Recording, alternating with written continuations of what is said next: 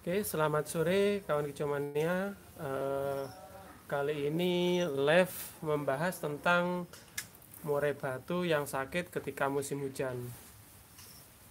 Eh, jadi di sini, ini teman-teman, ini adalah batu yang saya dapat sekitar 1 minggu yang lalu. Itu belum, mungkin Kang Bambang ya waktu itu yang live atau saya ya. Jadi murai batu ini saya dapat itu kondisinya awal datang sih enggak apa-apa teman-teman, tetapi ketika besok harinya, ketika awal datang sih belum kelihatan ya kalau ada keluhan, tetapi besok harinya mengalami enggak mau makan teman-teman. Itu mungkin karena diakibatkan awalnya karena dari sananya stres. Ini sebetulnya ekornya panjang tapi pernah lepas kayak gitu ya, pernah lepas dan ekornya kecabut teman-teman. Jadi mungkin di sana stres terus akhirnya saya ambil kayak gitu teman-teman. Nah di sini tambah stres karena dari perjalanan, terus ketambah lagi musim pancaruba atau pergantian musim dari musim panas ke musim hujan. Jadi banyak sekali yang WA saya tentang burungnya yang nyekungkruk seperti burung saya ini teman-teman. Jadi ini tadi pagi itu parah sekali burungnya seperti ini. Nah, jadi pagi tadi itu parah sekali nyekungkruknya, terus ini sudah mulai membaik kayak gitu teman-teman. Terus bagaimana cara mengatasinya? Jadi kalau burung kayak gini jangan panik teman-teman ya. Nah, cara mengatasinya seperti biasa di video sebelumnya itu sudah ada, akan saya ulas sebentar ya teman-teman. Nah, yang pertama yaitu cara penanganannya teman-teman. Yang pertama ini ya, furnya biasanya saya kasih fur yang agak halus ya. Itu furnya saya kasih fur leopard. Ini saya tidak mempromosikan, teman-teman tergantung menggunakan warna kuning atau warna hijau. Kebetulan ini burungnya furnya fur hijau, makannya masih lahap teman-teman. Tapi kemarin ini udah tidak mau makan sebetulnya. Yang pertama saya gunakan fur leopard. Kenapa leopard? Ini saya tidak promosi leopard ini ya teman-teman, cuman saya suka sekali. Yang pertama istilahnya teksturnya sangat halus teman-teman. Yang pertama itu. Yang kedua sudah terbukti dengan fur murahan sekelasnya. Jadi ketika sama-sama ya dikasih, sama-sama tidak dikasih EF, yang makan leopard ini ternyata lebih kuat atau tidak nyekungkruk kayak gitu teman-teman dibanding fur lain. Itu kenapa saya gunakan leopard. Terserah teman-teman menggunakan apa, yang penting furnya itu butirannya agak lembut ya kayak gitu. Karena saya perkirakan ini karena perubahan cuaca dia tidak begitu nafsu makan dan akhirnya mungkin di pencernaan. Yang pertama itu. Yang selanjutnya teman-teman, saya gunakan ini untuk antisipasi seperti biasa, tetaklor juga saya kasih sedikit ebotfit atau guna vitamin B. Terus selanjutnya kandangnya ini selalu saya jaga kebersihan. Jadi ini mulai kemarin teman-teman sebetulnya saya kurang tahu ditandai burungnya nyekukruk. Ini sudah agak sembuh ya, kemarin itu lebih ngembang lagi. Ini sudah ada tagnya, kemarin sebetulnya tidak ada tagnya ya. Nah, pertama ditandai dengan kotoran yang sangat bau sekali. Jadi teman-teman, pada umumnya semua kotoran itu bau ya, tetapi burung yang sakit biasanya baunya sangat menyengat kayak gitu ya. Kemarin baunya parah sekali ini. Jadi kotorannya ini tidak ada kotoran yang namanya makan fur kayak gitu. Ini kemarin parah sekali. Terus selanjutnya pemberian makan teman-teman, ini kalau misalkan burung sakit itu saya gunakan terapi EF setengah lapar teman-teman. Ini pernah saya jelaskan sebelumnya ya. Jadi seperti ini teman-teman, pemberian EF itu seperti nyeting awal. Jadi pagi saya kasih sekitar 4 atau 5 ekor jangkrik terek atau jangkrik alam teman-teman yang lunak ya. Jadi untuk teman-teman misalkan menggunakan jangkrik biasa, usahakan pada burung sakit itu cuma perutnya saja atau bagian yang lunak yang dikasih seperti itu. Terus ini tadi dapat kroto cuman sedikit sekali teman-teman, tidak apa-apa. Jadi kemarin saya sarankan untuk burung teman yang sakit itu prasmanan ya, supaya dia makan dulu. Tapi burung ini alhamdulillah udah mulai makan lahap. Nah, pemberian jangkrik itu saya kasih sekitar 2 jam sekali. Yang pertama teman-teman, saya kasih 5 ekor habis, itu tidak saya tambahi. Terus setelah 2 jam lagi saya kasih lagi. Tujuannya untuk apa? Supaya dia tidak lapar.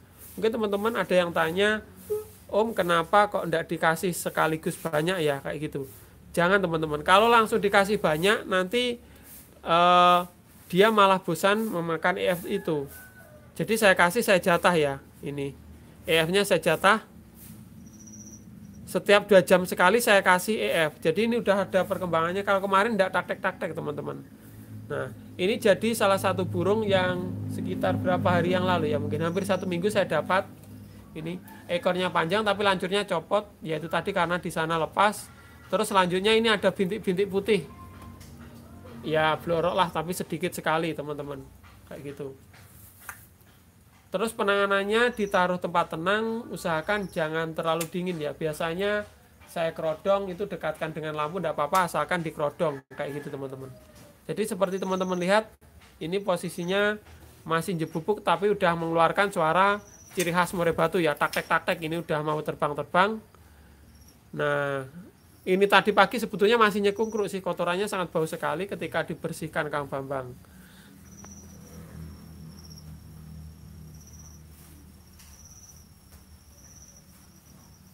Nah, seperti ini. Besok saya update lagi teman-teman. Jadi ini nanti sekitar, ini sudah saya kasih jangkrik tadi berapa ekor ya, barusan sekitar 5 ekor. Nanti saya kasih sekitar 2 jam atau 3 jam lagi.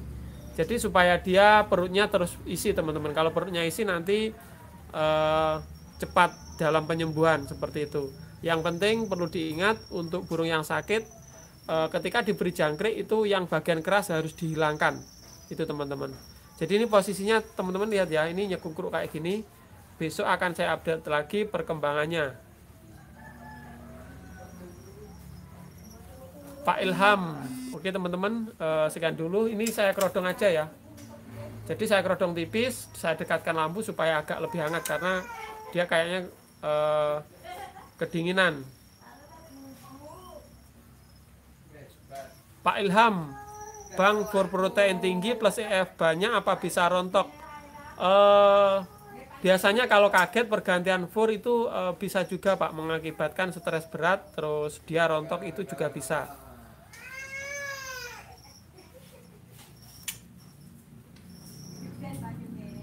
Super Red bagus juga untuk musim penghujan. Iya Pak, yang penting berprotein tinggi itu lebih hangat untuk burung tersebut.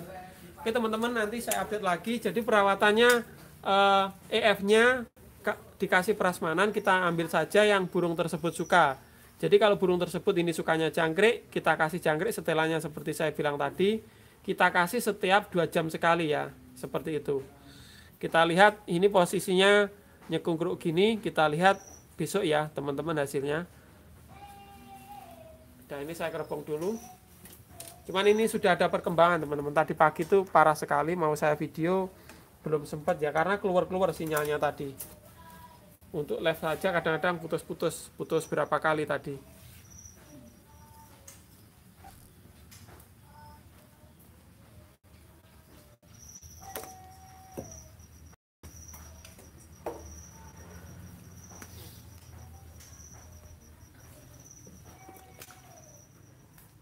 Jadi makanannya dipilihkan burung tersebut suka ya, supaya makan dulu. Karena kalau tidak makan bisa semakin kurus.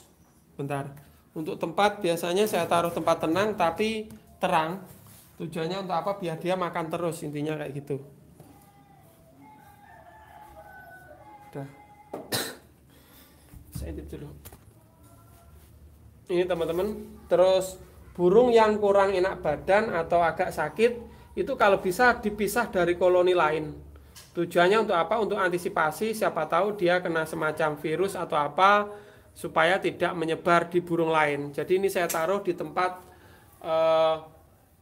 sendiri, satu ruangan kayak gitu ya. Kebetulan yang tempat ini biasanya saya gunakan untuk karantina burung-burung ya. Ini pas kosong, kiriman belum ada, saya taruh di sini kayak gitu. Sebetulnya burung ini kemarin sudah ada yang tanya sih, karena ini blorok ya, ada bloroknya di leher-lehernya dan sangat vektor sekali. Cuman saya bilang karena burungnya belum kondisi, ini masih saya kondisikan dulu teman-teman. Nanti hasilnya akan saya update besok ya, besok saya update lagi burung yang sakit ini bagaimana kelanjutannya. Jadi perawatan seperti itu. Yang penting usahakan dia mau makan terus kayak gitu ya. Terus perawatannya ya kurang lebih kayak gitu teman-teman. Oke Pak, saya baca dulu. Oke teman-teman, ini kita tinggal dulu ya biar dia istirahat di dalam ruangan ini. Oke teman-teman. Oke, lama ndak online. Saya baca dulu.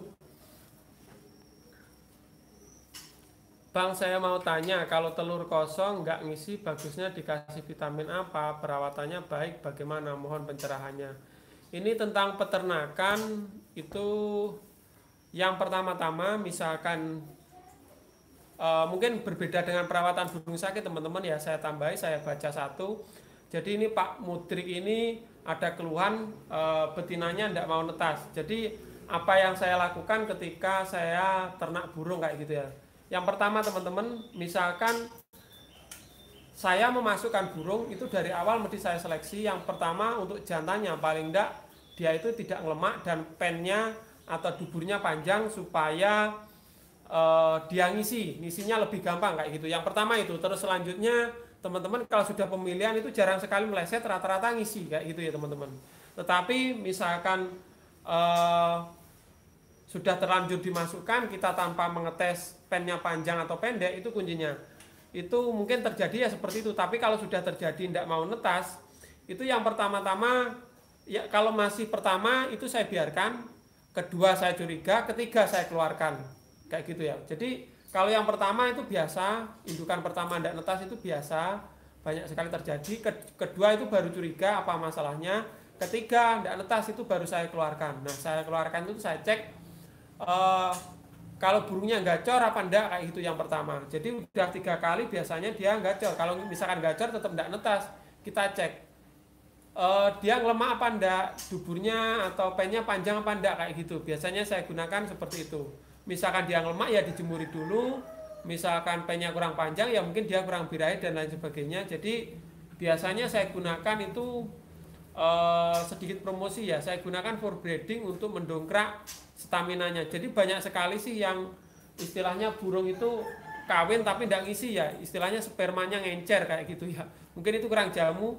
Itu saya cukup gunakan for breeding atau for telur kemarin teman-teman kayak gitu ya. Untuk Pak Mudrik nanti bisa dicoba, dicek dulu. Kalau misalkan 1 kali biarkan dulu ya, seperti saya bilang tadi. Setelah 3 kali baru saya keluarkan, saya cek, saya lihat yaitu tadi kesiapannya, dilihat dengan kriteria panjang apa belum pennya seperti itu. Mungkin untuk peternak kenari sudah tidak asing lagi ya tentang pen yang panjang atau pendek kayak gitu ya. Tetapi kalau masih pemula pasti bingung ya kayak gitu. Misalkan ada berlemak ya dijemuri sampai sembuh kayak gitu ya Pak ya.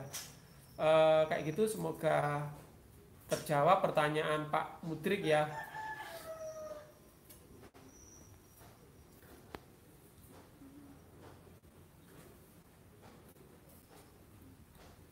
Pak Ilham, jangkrik pagi sore berapa Bang untuk yang goal? Pak Sugiono mungkin bisa bantu ya. Jadi masing-masing burung itu settingannya tidak sama teman-teman. Cara settingnya nanti dilihat. Oke, terima kasih. Jombang hadirkan, semoga sukses. Oke, makasih Pak Renaldo. Ini ada, mungkin Pak Renaldo bisa jawab. Jadi ada beberapa teman-teman yang tanya. Ini teman-teman, Pak Renaldo juga peternak andalan ini, lokal semua, ekornya panjang, ada manfaatnya. Salam hijau mania.